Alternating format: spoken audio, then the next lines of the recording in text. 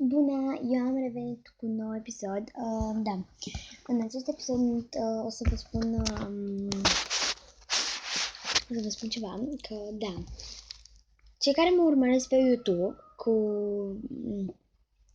videourile mele care le fac, da, vreau să vă spun să vă abonați cât mai mult la videourile mele, să vă abonați, să dați like-uri și comentarii foarte frumoase și da. Dacă nu vă place ce zic sau cum vorbesc sau dacă cânt, atunci nu vă abonați sau nu dați like sau nu mă urmăriți. Da, vreau să zic cei care vă place de mine și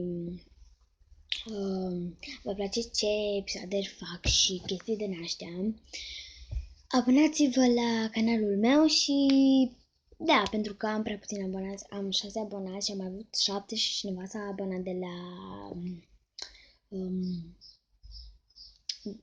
canalul meu și vreau să vă abonați din nou canalul meu, să am cât mai mult, 10, 11 mai mulți și da. Ciao, vă pup! O să revin cu noi episoade și da, vreau să mai spun ceva. Mai un pic și este ziua mea. Stai să văd câte zile. Deci astăzi suntem în 7. Suntem în iulie, mai câteva zile.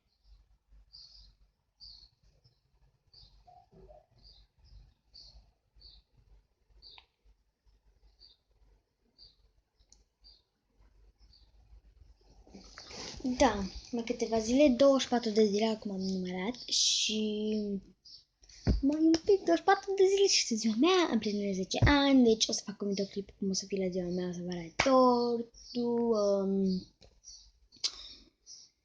copii de la ziua mea, prăjituri, sandwich-uri, chestii din astea. O să vă pregătesc și un video imediat în tot 24 de zile, când o să fie ziua mea. O să vă arăt cum pregătesc sandwich-urile, cum ne ducem la magazin și să vedem ce cumpărăm și da, vreau să vă zic să vă abonați, ok? Vă pup!